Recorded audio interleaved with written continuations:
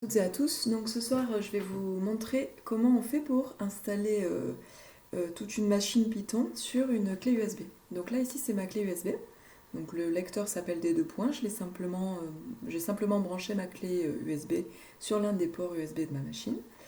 Et donc cette clé elle était vierge et dessus j'ai mis l'exécutable qui permet d'installer Tony, qui est une version on va dire simplifiée et faite pour la pédagogie de Python. Donc juste pour info, moi j'ai une clé qui fait ici, donc il faut faire clic droit ici et cliquer sur propriété. Donc vous voyez ma clé elle fait 7,45 Go et pour l'instant j'ai que 41 mégas qui sont utilisés, il y a des fichiers qu'on ne voit pas nécessairement ici.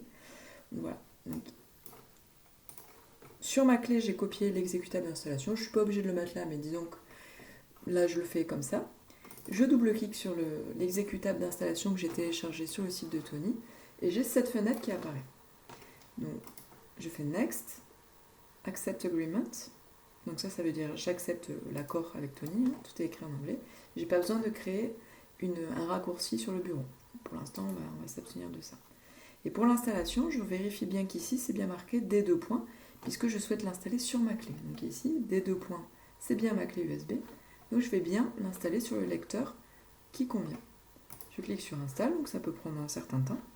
Là, il est en train d'extraire l'ensemble des fichiers, il est en train de me créer des dossiers et d'installer l'ensemble du logiciel et de tous les codes qui servent à faire fonctionner Python seulement sur ma clé USB. Ça va permettre de faire ce qu'on appelle une distribution portable de ce logiciel. Donc voilà, ça peut prendre un certain temps. Vous voyez, il y a des fichiers en .py. .py, ça veut dire que c'est un fichier qui peut être exécuté par Python. Donc c'est un bout de code en fait. Voilà. Donc là, tout est en train de s'installer. Donc voilà, l'installation touche à sa fin. Donc il a fallu être un peu patient. Sur mon ordinateur, ça a pris environ 5-10 minutes. Donc voilà, ça peut prendre un petit peu de temps. Là, il reste une dernière étape qui prend encore un peu plus de temps. Donc là, ça s'appelle l'étape de compilation de la librairie standard, c'est ce qui est indiqué en anglais. Et il y a marqué takes a while, ça veut dire que ça peut prendre un peu de temps. Donc on est encore un petit peu patient. Donc voilà, ça y est, c'est fini. Donc on nous dit great success, ça veut dire que tout s'est bien passé. Et on y va, donc l'installation est finie. Donc ici vous avez tout un dossier qui a été créé avec plein de fichiers qu'on appelle .dll. Donc ça c'est ce qu'on appelle des librairies dynamiques. C'est des fichiers qui vont être appelés par le programme principal quand on va lancer Tony.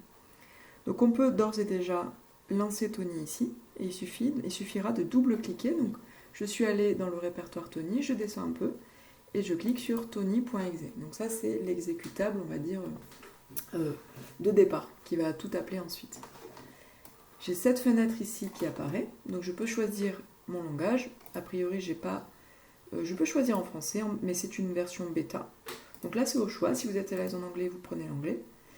Si vous n'êtes pas à l'aise avec l'anglais, vous pouvez choisir français ou toute autre langue. Moi, je vais prendre français. Voilà. Et c'est parti. On va voir ce que ça donne. Donc là, j'ai cliqué sur Let's Go. Et normalement, Tony va se lancer. Et je vais pouvoir vous montrer à quoi ça ressemble.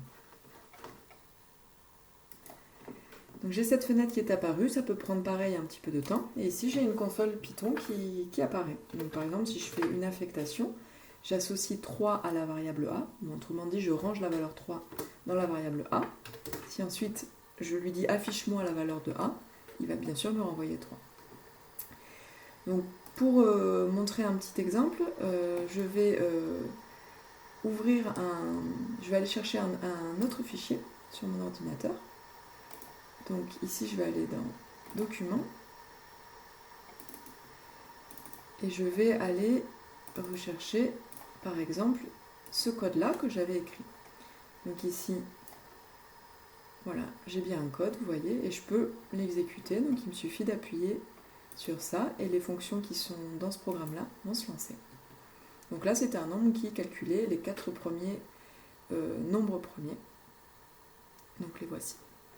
Voilà, donc on va avancer sur ça petit à petit. Donc je vais vous apprendre à écrire du code. Donc ça c'est une fonction. On va ensuite apprendre à appeler ces fonctions, c'est ce qui est fait ici, à lire du code, etc. etc. Donc c'est parti. Et alors, chose importante, quand on veut enregistrer son fichier de travail, on retourne sur sa clé ici, on va dans Tony, et toujours, on va penser à l'enregistrer dans User Data. Comme ça, on a tout sur la clé USB. Il n'y a absolument rien qui est sauvé sur l'ordinateur. Donc je vais l'enregistrer ici. Et je clique sur enregistrer. Et la prochaine fois que je brancherai ma clé USB sur l'ordinateur du lycée, eh bien j'aurai tout mon travail qui a été sauvegardé. Voilà, eh bien à bientôt alors pour tous ces nombreux TP qui nous attendent.